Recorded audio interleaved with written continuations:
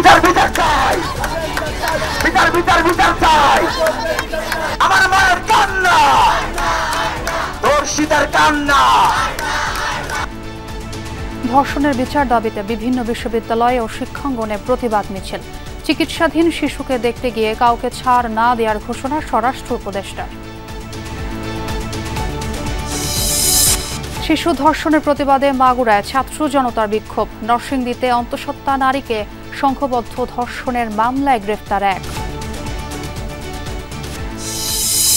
তৌহিদি জনতা বা ছাত্র জনতার পরিচয়ে মব তৈরি অন্যায় বলছেন ইসলামী চিন্তাবিদরা। কারো রুচি ইচ্ছে নিয়ে বাড়াবাড়ি না করার আহ্বান।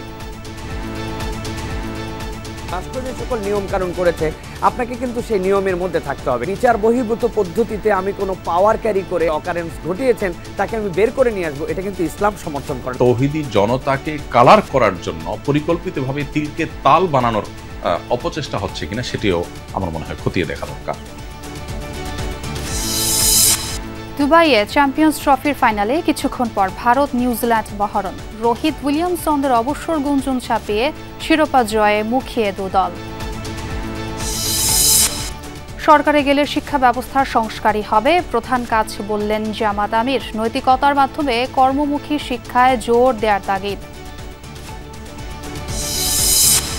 ক্রেতা বিক্রেতার হাকডাকে মুখর কেরানীগঞ্জের তৈরি পোশাকের পাইকারি বাজার। বাছাইয়ে গুরুত্ব পাচ্ছে হাল ফ্যাশন আর স্বস্তির বিষয়টি।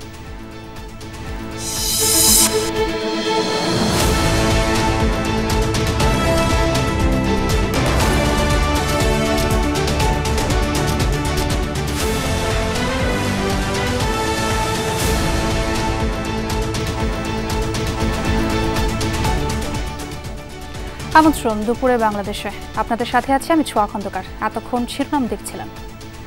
মাগুরার শিশু ধর্ষণ সহ দেশব্যাপী নারী নির্যাতনের বিচারের দাবিতে বিভিন্ন শিক্ষাঙ্গনে প্রতিবাদ মিছিল করেছে শিক্ষার্থীরা। ধর্ষকের সর্বোচ্চ শাস্তির দাবিতে সিলেটেও বিভিন্ন কর্মসূচি পালন হয়েছে। দুপুরে একটি বিক্ষোভ মিছিল বের করে শিক্ষার্থীরা। এ সময় একজন প্রতীকী ধর্ষকের গলায় দড়ি দিয়ে সড়ক প্রদক্ষিণ করান তারা। পরে নগরীর কাজিরবাজার ব্রিজ এলাকায় সড়ক অবরোধ করে অবস্থান কর্মসূচি পালন করা হয়। এ সময় ধর্ষকের প্রতীকী ফাঁসিও দেন আন্দোলনকারীরা। নারীর বিরুদ্ধে নিপীড়ন বন্ধের দাবিতে ঢাকা রাজশাহী মহাসড়ক অবরোধ করে বিক্ষোভ করছে রাজশাহী বিশ্ববিদ্যালয়ের শিক্ষার্থীরা। সকালে ক্লাস পরীক্ষা বর্জন করে ব্যানার প্লাকার্ড হাতে প্যারিস রোডে জমায়েত হয় বিভিন্ন বিভাগের শিক্ষার্থীরা। পরে তারা মহাসড়কে অবস্থান নেন। এ সময় সারা দেশে নারী নির্যাতন বন্ধে দ্রুত ঘটনাগুলোর বিচার নিশ্চিতের তাগিদ দেন তারা। চট্টগ্রামে হয়েছে বিক্ষোভ মিছিল। সকালে চট্টগ্রাম মেডিকেল কলেজের সামনে জড়ো হয়ে প্রতিবাদ জানান শিক্ষার্থীরা। এ সময় সারা দেশে নারীর প্রতি সহিংসতার ঘটনায় উদ্বেগ প্রকাশ করেন তারা। জড়িতদের দৃষ্টান্তমূলক শাস্তি নিশ্চিতের পাশাপাশি সর্বক্ষেত্রে নারীর জন্য নিরাপদ পরিবেশ নিশ্চিতের তাগিদ দেন তারা।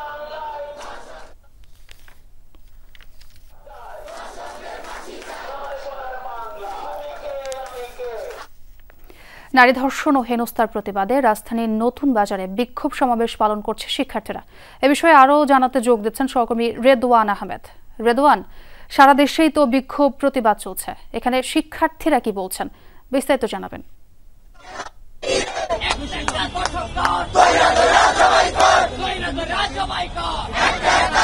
মূলত দুপুর 12টা থেকে কিন্তু তাদের এই অবস্থান। বিভিন্ন বিশ্ববিদ্যালয়ের শিক্ষার্থীরা কিন্তু রাজধানীর নতুন বাজারে যে সড়কটি সেখানে কিন্তু অবস্থান নিয়েছেন। তাদের মূলত যে দাবি, তারা 3টি দাবির কথা বলছেন এখন পর্যন্ত। তারা বলছেন যে প্রকাশ্যে আসলে ধর্ষকদের যে ফাঁসি সেটি কার্যকর করতে হবে এবং 72 ঘন্টার মধ্যেই কিন্তু সেই শাস্তি যেন কার্যকর করা হয় এবং প্রকাশ্যে এই ফাঁসি কার্যকর করার মধ্য দিয়ে আসলে একটি দৃষ্টান্তমূলক যে শাস্তির ব্যবস্থা সেটি করার প্রতিবাদ, সেটি করার পক্ষে কিন্তু তারা এখানে অবস্থান নিয়েছেন। সেই সাথে আমরা এখানে কয়েকজনের সাথে একটু কথা বলতে চাই যে মূলত এখানে আপনাদের যে মূল দাবিগুলো, 3 দফার যে মূল দাবি, সেই দাবিগুলো আসলে কি কি, কোন দাবির ভিত্তিতে আসলে এখানে অবস্থান নিয়েছেন? আমাদের প্রাইভেট ইউনিভার্সিটির পক্ষ থেকে আমরা বর্তমান সরকারের কাছে 3টি দাবি উত্থাপন করতে চাচ্ছি।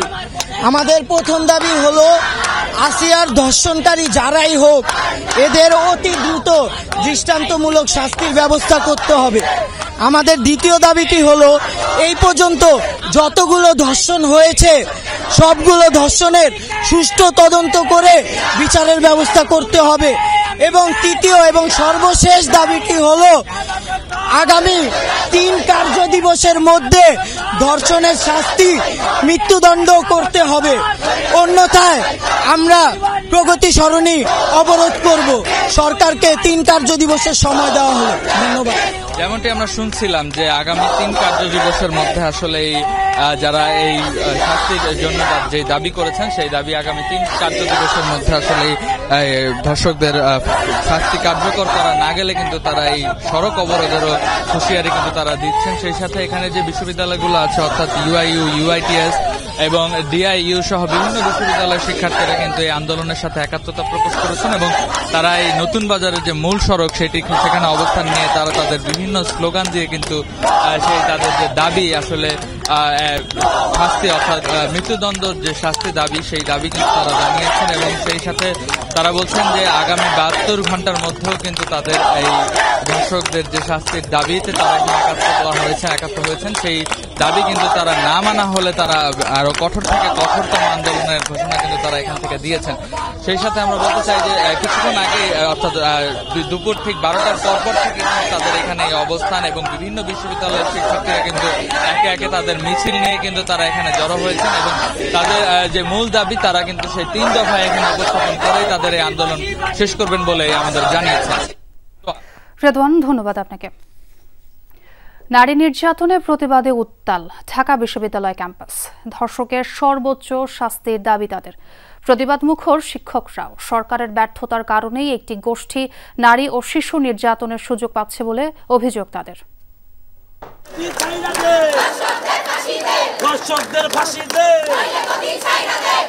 নতুন বাংলাদেশে নারীদের নিরাপদ থাকার কথা থাকলেও বর্তমান পরিবেশে নারীরাই নিরাপত্তাহীন, সে কথায় স্লোগানে তুলে ধরছেন ঢাকা বিশ্ববিদ্যালয়ের শিক্ষার্থীরা। ফেস্টুন সহ প্রতিবাদ মিছিল নিয়ে বিভিন্ন বিভাগ থেকে বের হন শিক্ষার্থীরা। দাবি তুলেছেন ধর্ষকের সর্বোচ্চ শাস্তির, কেউ বা চাইছেন নিরাপদ পরিবেশ। শিক্ষার্থীরা বলছেন নারীদের নিরাপত্তাহীনতার বিষয়টি সরকারের ব্যর্থতাকেই ইঙ্গিত করে। খুব সময় সাপেক্ষ হয়ে যায় যে এই ধর্ষকদের শাস্তির প্রক্রিয়াগুলো এবং কার্যকরী হলেও দেখা যায় যে এক পর্যায়ে গিয়ে ধর্ষকরা মুক্তি পেয়ে যাচ্ছে বিভিন্নভাবে জামিনে। প্যারেন্টসরা সবসময় চিন্তায় থাকে যে মেয়ে ক্যাম্পাসের ভেতরে থাকলে এতটা চিন্তা করে না, বাট বাইরে বের হইলে অলওয়েজ চিন্তায় থাকে। আর রাতের বেলা তো ভুলেও যাওয়া যায় না। টিম ব্লেমিংও আমরা দেখে থাকি এই সমাজে। তো এক্ষেত্রে আমার মনে হয় যে সব নারীর সেফ ফিল করা এটা সরকারের দায়িত্ব। শিক্ষার্থীদের পাশাপাশি প্রতিবাদে নামেন বিশ্ববিদ্যালয়ের শিক্ষক নেটওয়ার্ক। অপরাজয় বাংলার নিচে আয়োজিত মানববন্ধন থেকে স্বরাষ্ট্রমন্ত্রীর পদচ্যুতির দাবি করেন তারা। কিন্তু আজ যখন নিজের প্রতিষ্ঠানেরই এক কর্মচারীর দ্বারা নিপীড়নের শিকার হন শিক্ষার্থী, তখন প্রশাসন কেন ব্যবস্থা নিতে দেরি করে বা গড়িমসি করে তা আমাদের কাছে স্পষ্ট নয়। ধর্মীয় লেবাসের প্রায় উন্মাদ লোকজন আমাদের দেশের সাধারণ মানুষের উপরে, নারীদের উপরে বিশেষ করে এক ধরনের পুরনো এক ফ্যাসিজমের জায়গায় যেন আরেক ফ্যাসিজম এসে হাজির হয়েছে এবং তাদের পশ্চাৎপদ ধ্যান ধারণাগুলো চাপিয়ে দিচ্ছে। ধর্মীয় গোষ্ঠী উদ্দেশ্যমূলকভাবে নারীদের পিছিয়ে রাখতে চাচ্ছে বলেও অভিযোগ ছিল তাদের। স্বরাষ্ট্র উপদেষ্টার পদত্যাগ চাচ্ছেন অনেকে এখন। আমি গত 4 মাস থেকে প্রথমে ওনার পদত্যাগ চেয়েছি, তারপরে আমি ওনার পদচ্যুতি চেয়েছি এবং আইন উপদেষ্টা। ওনার ব্যাপারে যত কম বলা যায় ততই ভালো।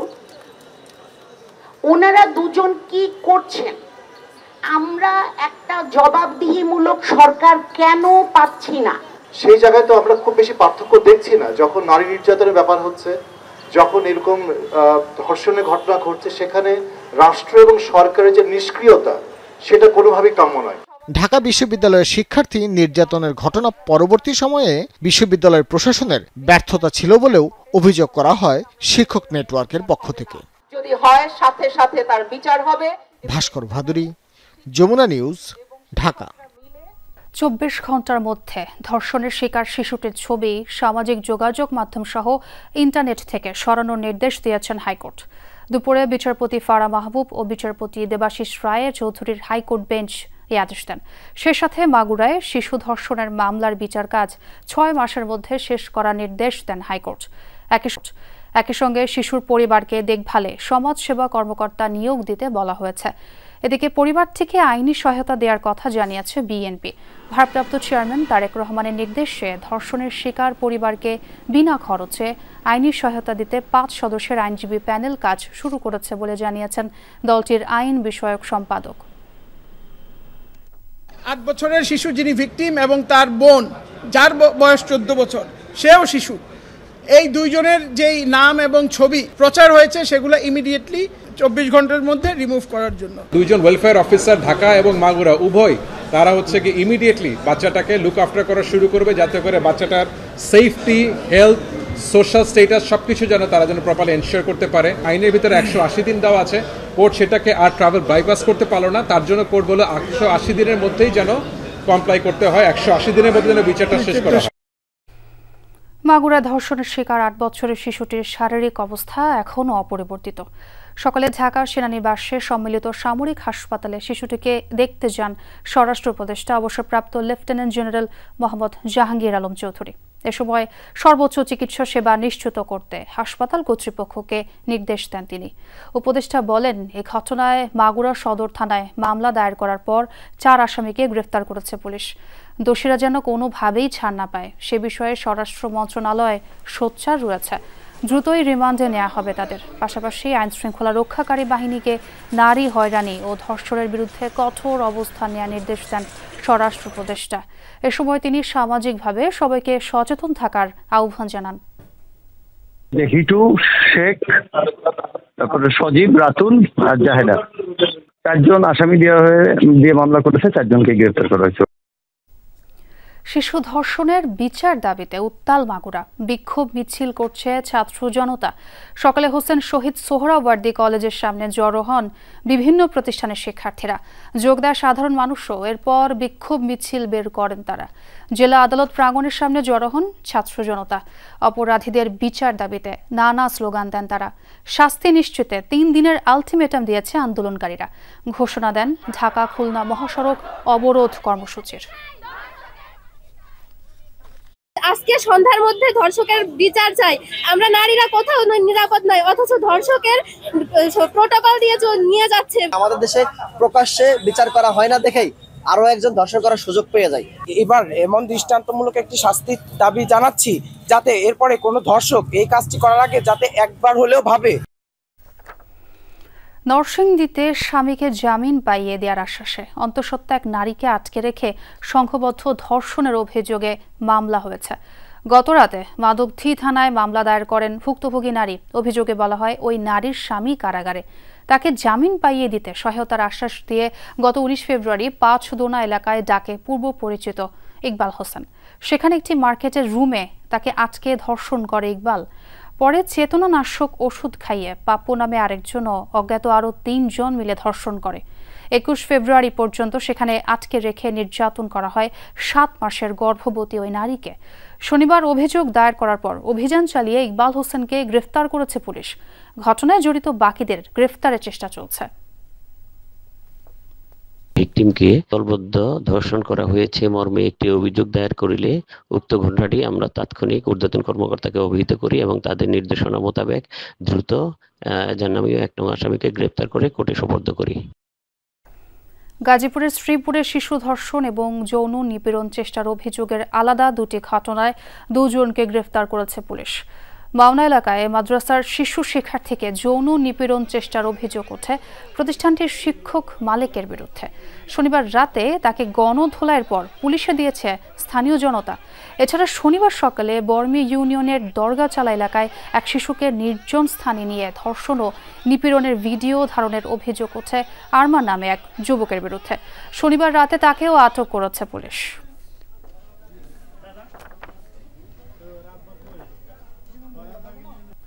আন্তর্জাতিক অপরাধ ট্রাইব্যুনালে আয়নাঘরে গুম করে রাখার অভিযোগ দায়ের করেছেন সাবেক রাষ্ট্রদূত মারুফ জামান। দুপুরে অভিযোগ দায়ের করে তিনি বলেন, শেখ হাসিনাকে নিয়ে লেখালেখি ও ভারত বিরোধী কথা বলায় তাকে গুম করা হয়েছিল। শুধু নিজের নয়, আওয়ামী লীগ আমলের সকল গুমের ঘটনার বিচার চান তিনি। ভারত বিরোধী ছিলাম এবং আমি হাসিনার যত কুকীর্তি, গুম, খুন, যে এক্সট্রা জুডিশিয়াল কিলিং, তারপরে যে সিক্রেট চুক্তিগুলো করা হতো, আমি জানতাম তারা কি করছে এবং আমি সেগুলো লিখতাম। তারা আমাকে অনেক ওয়ার্নিং দিয়েছে, লেখা বন্ধ করো। লেখার জন্য আমাকে তারা নিয়ে তারা বলেছে এখন দেখি আপনাদের কলমের জোর বেশি না আমাদের অস্ত্রের জোর বেশি। আমি চাই সৎ বিচার। আমি তো শুধু আমি না, আমার মতো হাজারো লোক ছিল। নারী হেনস্থায় অভিযুক্তের হাতে পবিত্র কোরআন শরীফ ধরিয়ে সোজাউন ইসলামের সৌন্দর্য নষ্ট করে, এমনটাই বলেছেন ইসলামী চিন্তাবিদ ও আলোচকরা। তৌহিদি জনতা কিংবা ছাত্র জনতার পরিচয়ে মব তৈরি সীমা লঙ্ঘন ও বাড়াবাড়ি করা অন্যায়। ইসলামী চিন্তাবিদরা বলেন, কাউকে দিনের পথে ডাকারও সঠিক পন্থা আছে। কারো রুচি ইচ্ছে নিয়ে বাড়াবাড়ি করাও ইসলাম অনুমোদন করে না। তারা মনে করেন দেশের প্রচলিত আইনের প্রতি শ্রদ্ধাশীল থাকাও ইমানি দায়িত্ব। আলামিন হক অহনের প্রতিবেদন। একদল লোক হঠাৎ ছাত্র জনতার নামে একজোট হয়ে কারো উপর চড়াও হচ্ছেন কিংবা মব তৈরি করে লুটপাটের ঘটনাও ঘটাচ্ছেন। সম্প্রতি এমন মব জাস্টিস বা মোরাল পুলিশিং এ তটস্থ সাধারণ মানুষ। আমি বাংলাদেশের আমজনতা। সম্প্রতি ঢাকা বিশ্ববিদ্যালয়ের এক নারী শিক্ষার্থীকে হেনস্থায় অভিযুক্ত অর্ণবকে ছাড়াতে তৌহিদি জনতার নামে মব তৈরি করে থানা পুলিশকে চাপ প্রয়োগের ঘটনাও দেখা গেছে। সারা বাংলাদেশের তৌহিদি জনতা অর্ণবের পাশে আছে। শিক্ষার্থী জনতা কিংবা তৌহিদি জনতার নামে এখন যা হচ্ছে তা বাড়াবাড়ি বলে মনে করছেন ইসলামী চিন্তাবিদরা। তারা মনে করেন শক্তি দেখিয়ে বিচারিক ব্যবস্থার বাইরে যাওয়ার সুযোগ নেই ইসলামে। আল্লাহ রাব্বুল আলামিনের নির্দেশের সাথে যদি সরাসরি সেটি সাংঘর্ষিক হয় সেক্ষেত্রে ভিন্ন কথা, কিন্তু রাষ্ট্র যে সকল নিয়ম কানুন করেছে আপনাকে কিন্তু সেই নিয়মের মধ্যে থাকতে হবে। যিনি অন্যায় করেছেন তার জন্য তিনি রায় পাবেন, কিন্তু এর মানে এই নয় যে আমি আমার শক্তি, পেশি শক্তি অথবা আমি বিচার বহির্ভূত পদ্ধতিতে আমি কোনো পাওয়ার ক্যারি করে আমি কোনো একজন যিনি সেই ক্ষেত্রে ভিকটিম বা যেই ক্ষেত্রে তিনি এই ক্ষেত্রে অকারেন্স ঘটিয়েছেন তাকে আমি বের করে নিয়ে আসবো, এটা কিন্তু ইসলাম সমর্থন করে না। তাওহীদি জনতার নামে কেউ যদি সীমা লঙ্ঘন করেন, বাড়াবাড়ি করেন, সেটা অবশ্যই অন্যায়, কিন্তু এখানে তাওহীদি জনতাকে কালার করার জন্য পরিকল্পিতভাবে তিলকে তাল বানানোর অপচেষ্টা হচ্ছে কিনা সেটিও আমার মনে হয় খতিয়ে দেখা দরকার। ঢাকা বিশ্ববিদ্যালয়ে নারী শিক্ষার্থীর পোশাক ইস্যুতে বিতর্কের পর প্রশ্ন উঠেছে, কারো জীবনাচরণ কিংবা অভিরুচির বিষয়ে ইসলাম কি বলে? দিনের পথে দাওয়াতের পদ্ধতি বা কি? দাওয়াতেরও কিছু পন্থা বা স্টেপস আছে, সেগুলি মেনে করতে হবে, কিন্তু উন্মুক্ত ময়দানে কারো ত্রুটি নিয়ে মানুষের সামনে লজ্জা দেয়া, এটা ইসলাম অনুমোদন দেয় না। যাকে যেভাবে দিয়ে একজন পুরুষের কাছে দাওয়াতি কাজ করবে, একজন নারীকে সেই নারীকে দিয়ে দাওয়াতি কাজ করাবেন। হ্যাঁ, ইন জেনারেল যদি বলা হয় সেখানে কেউ থাকবেন অথবা অনেক মানুষ থাকবে, তখন সেখানে কারোর নাম উল্লেখ না করে বলবেন, বরং কাউকে খাটো না করে তার সর্বোচ্চ সম্মান দিয়ে কথা বলবেন। যদি কেউ ইসলামের নামে বাড়াবাড়ি করেন বা দাওয়াতের কাজ করতে গিয়ে, ইসলাম প্রচারের কাজ করতে গিয়ে তিনি ইসলাম বহির্ভূত কোনো পদ্ধতিতে তিনি আগান, নিঃসন্দেহে সেটা সমালোচনাযোগ্য। ইসলাম একটি স্থিতিশীল এবং ভারসাম্যপূর্ণ সুশৃঙ্খল সমাজ ব্যবস্থার কথা বলে। আল্লাহ তাআলা কোরআনে কারিমে পরিষ্কারভাবে জানিয়েছেন যে ইন্নাহু লা ইউহিব্বুল ফাসাদ, তিনি বিশৃঙ্খলা বা ফাসাদ পছন্দ করেন না। ধর্ম নিয়ে ইসলামী চিন্তাবিদরা যা বলছেন তা কতটা চর্চা করছি আমরা? অতি আবেগী কিংবা অতি উৎসাহী মানুষের কারণে কি তৈরি হচ্ছে ভ্রান্ত ধারণা? একজন অভিযুক্ত জামিন পাওয়ার পর তার গলায় ফুলের মালা, মাথায় পাগড়ি, হাতে পবিত্র কোরআন শরীফ ধরিয়ে দেয়া, তাতে কি ইসলামের সৌন্দর্য নষ্ট হয় না? ইসলাম বলে যে হ্যাঁ একজন মেয়ে শালীন পোশাক পরবেন, কিন্তু এইটা বলার দায়িত্ব কার? অথবা এইটা বলে কেউ একজন কোনো মহিলাকে বিব্রত করতে পারেন কিনা, অথবা যেই ব্যক্তি এটা বলেছেন তিনি কিভাবে বলেছেন, এটা কিন্তু আমরা কিছুই জানি, সব ধোঁয়াশাচ্ছন্ন। কিন্তু তার পক্ষে যে তাকে বের করে আনার পরে তার মাথায় পাগড়ি পরিয়ে দেওয়া, তার হাতে কোরআন দিয়ে আমরা মনে করতেছি বিরাট কিছু আমরা করে ফেললাম, এটা মনে হয় ইসলামকে সৌন্দর্যমণ্ডিত করে উপস্থাপন করা নয়, এটা আমাদের ভুল বার্তা দিচ্ছে ইসলামের জন্য। আমিন হক অহন, যমুনা নিউজ, ঢাকা। পূর্ব বিরোধে জেরে সুনামগঞ্জের দিরাইয়ে দুপক্ষের মধ্যে সংঘর্ষ ও গোলাগুলির ঘটনা ঘটেছে। এতে আহত হয়েছে অন্তত 20 জন। সকালে উপজেলার রণভূমি গ্রামে ঘণ্টা দেড়েকের মতো সংঘর্ষ হয়। পুলিশ জানায়, গ্রামের সাবেক চেয়ারম্যান লুৎফর রহমান ও স্থানীয় প্রভাবশালী আশিক মিয়ার মধ্যে এলাকার স্কুল মাদ্রাসার নিয়ন্ত্রণ নিয়ে দীর্ঘদিন ধরেই বিরোধ চলছিল। দুদিন আগে ব্যক্তিগত একটি জায়গা বেচাকে কেন্দ্র করে আবারও বিবাদে জড়ায় দুপক্ষ। এরই জেরে আজ হাতাহাতির পর গোলাগুলির ঘটনা ঘটে। জড়িতদের ধরতে অভিযান চলছে বলে জানিয়েছে পুলিশ।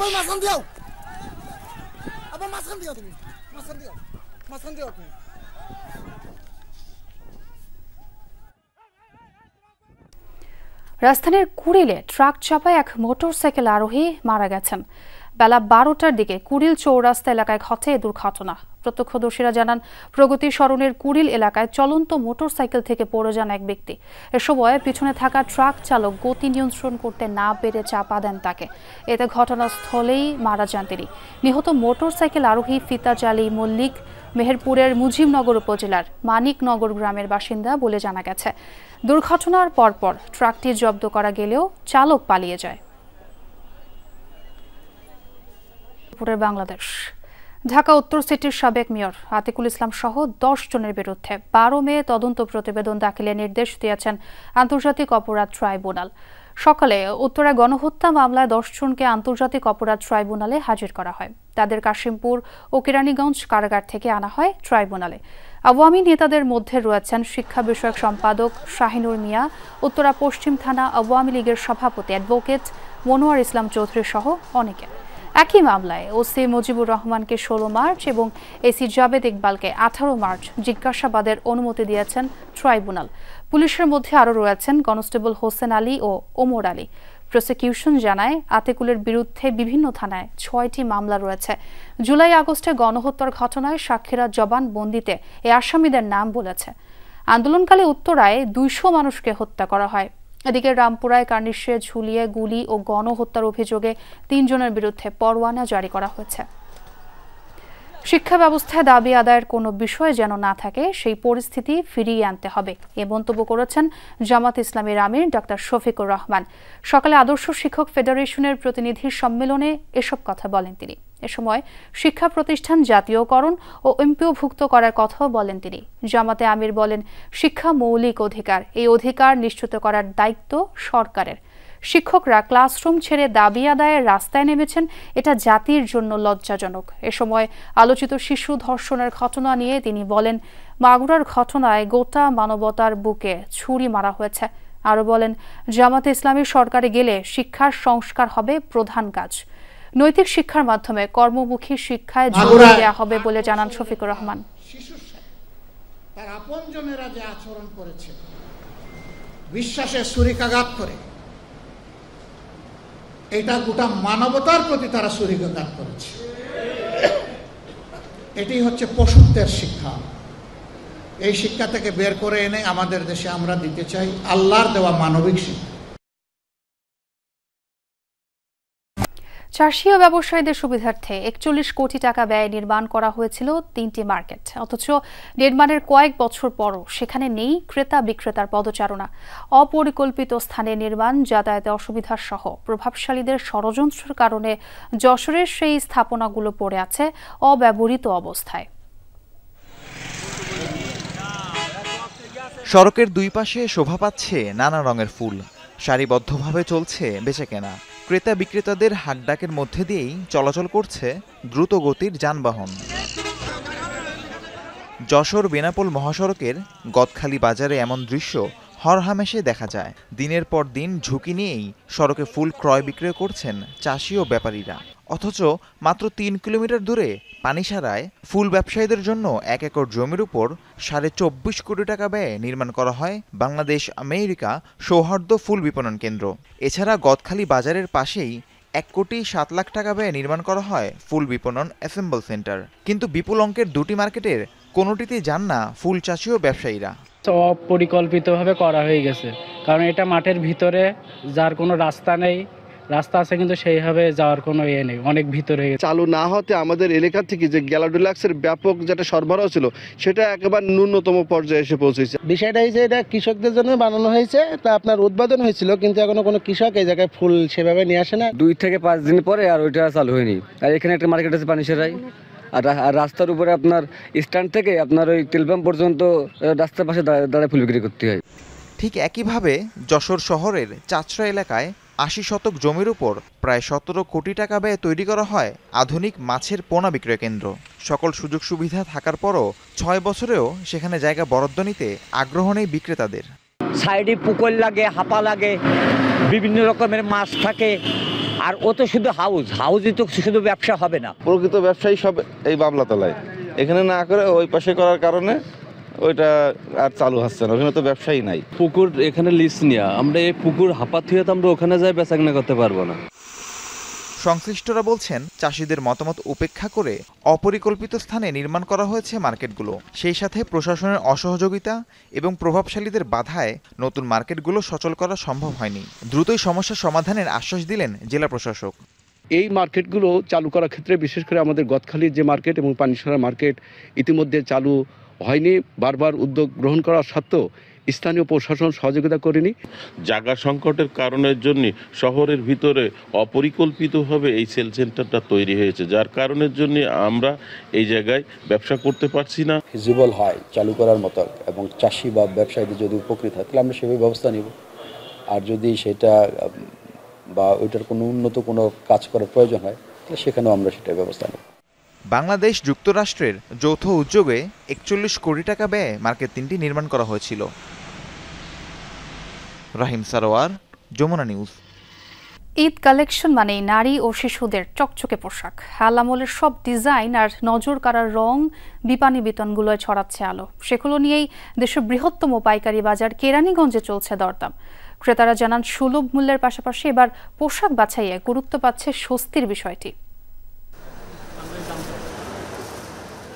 ঈদে মেয়েদের পোশাকে কি নতুনত্ব থাকছে, সেগুলোর বাহারি নামই বা কি? এসব প্রশ্নের নির্ভরযোগ্য উত্তর দিতে পারবেন কেরানীগঞ্জ পাইকারি বাজারের ব্যবসায়ীরা। ট্রেন্ডের সাথে তাল মেলাতে সেসবই দাম দস্তুর করছেন ক্রেতারা, কিনে নিচ্ছেন নিজ দোকানের জন্য। 3 পিস 1 পিস লেহেঙ্গা ওড়না বোরকা সহ সবই পাওয়া 3 পিস 1 পিস লেহেঙ্গা ওড়না বোরকা সহ সবই পাওয়া যায় এই বাজারে। 300 থেকে শুরু করে আছে 1000 টাকার পোশাক। 600 টাকা খরচ করলেই মিলবে ঝলমলে লেহেঙ্গা। তবে সেসব খুচরা ক্রেতাদের জন্য নয়, কিনতে হবে বান্ডিল ধরে পাইকারি দরে। সুতিমালের চাহিদা একটু বেশি, কারণ এবার আবার শীতের পর ঈদ তো সুতিমালটা তেমন করা হয় না, এই জন্য সুতিমালটা মার্কেটে শর্ট আছে। কিন্তু পাতি ফরকটা প্রয়োজনের চাইতেও বেশি হয়ে গেছে বর্তমানে, কিন্তু সুতিমালের ভাইলটা শর্ট আমাদের। বেচাবেচি তেমন একটা না, মোটামুটি এর আগে ঈদের চাইতে এবার একটু কম। ঈদকে সামনে রেখে জমে উঠেছে বেচাকেনা। গরমে স্বস্তি দেবে, দাম হবে হাতের নাগালে, গুণগত মানে হবে সেরা, সাথে খুচরা ক্রেতাদের কাছে হবে আকর্ষণীয়। এসব বিষয় মাথায় রেখেই পাইকারি ক্রেতারা কিনছেন পোশাক। এখান থেকে কিনে নিয়ে গেতাম 220 টাকা, এখন একটা মালের দামই পড়ে গেছে 460 টাকা, তাহলে আমরা কয় টাকা লাভ করবো? এখানে দাম কম পাওয়া যায়, কিছু টাকা বঙ্গবাজারে চাইতে 20-50 টাকা এখানে কম পাওয়া যায়, সেজন্য আমরা এই জায়গায় প্রায় পার পিস 80 টাকা 100 টাকা করে লাভ থাকে আমাদের খুচরা বিক্রি করলে। লাভের সংখ্যা খুব কম। যেই মালটা মনে করেন যে আগে আমরা 400 টাকা দিয়ে নিতাম, নিয়ে যায় 500 টাকা বেচা যেত, এখন এখানে কিনাই 600 টাকা। এখানে অন্যান্য মার্কেট যেগুলো আছে, হোলসেল মার্কেট যেগুলো, সেগুলোর থেকে কম্পারেটিভলি এখানে কোয়ালিটি সম্পূর্ণ মাল পাওয়া যায়, তাছাড়া প্রাইসটা মানে কম আর কি। শিশুদের জন্য আছে নান্দনিক পোশাকের পসরা। বিক্রি হচ্ছে বাহারি ডিজাইনের ফ্রক, স্কার্ট, টপস, ফতুয়া, 3 পিস, সালোয়ার কামিজ। ঈদের সিজন পার্টি ফ্রকগুলো পাওয়া যায়, জিরো নিউবর্ন যেগুলো একদম 12-14 সাইজ যেগুলো হয় সেগুলো। তারপর সুতি পাওয়া যায়, কটন যেগুলো লিলেন টাইপের, চায়না লিলেন, বাংলা কটন, এগুলা ইন্ডিয়ান কিছু ফেব্রিক্স আছে। কেরানীগঞ্জ বাজারের ক্রেতারা নিজ এলাকায় ফিরে সাজবেন, বিক্রেতা খুঁজবেন লাভ। আর তাদের কাছ থেকে দর কষাকষি করে সামর্থ্যের মধ্যে সেরা পোশাকটা কিনে সাধারণ ক্রেতারা উদযাপন করবেন ঈদ। তানভীর সিদ্দিক, টিপু, যমুনা নিউজ, ঢাকা। মাহে রমজানে জাতীয় মসজিদ বায়তুল মোকাররমে প্রতিদিন আয়োজন হয় গণ ইফতারের। বাংলাদেশ ইসলামিক ফাউন্ডেশন, বায়তুল মোকাররম জাতীয় মসজিদ মুসল্লি কমিটি, তাবলিগ জামাতের শুরায়ে নেজাম অনুসারী সহ আরও কয়েকটি সংগঠনের পক্ষ থেকে করা হয় ইফতারের আয়োজন। এতে শরিক হতে পারেন মসজিদে আগত যে কেউ। এমন আয়োজনে খুশি রোজাদাররা। সহকর্মী জিহাদ ইসলামের তোলা ছবিতে বিস্তারিত জানাচ্ছেন শওকত মঞ্জু শান্ত। জাতীয় মসজিদ বায়তুল মোকাররম সারা বছরই মুসল্লিদের পদচারণায় মুখর থাকলেও রমজান মাসে লাভ করে ভিন্ন মাত্রা। ওয়াক্তিয়া সাতাদের পাশাপাশি অনেকেই আসেন, মশগুল হন কোরআন তিলাওয়াত সহ নফল ইবাদতে। রোজার দিনে আসরের নামাজের পর থেকেই শুরু হয় ইফতারের প্রস্তুতি। মসজিদের 3 শেড অংশ কিংবা পূর্ব শানে আয়োজন করা হয় গণ ইফতার। বাম পাশে ইসলামিক ফাউন্ডেশনের পক্ষ থেকে করা হয় আয়োজন।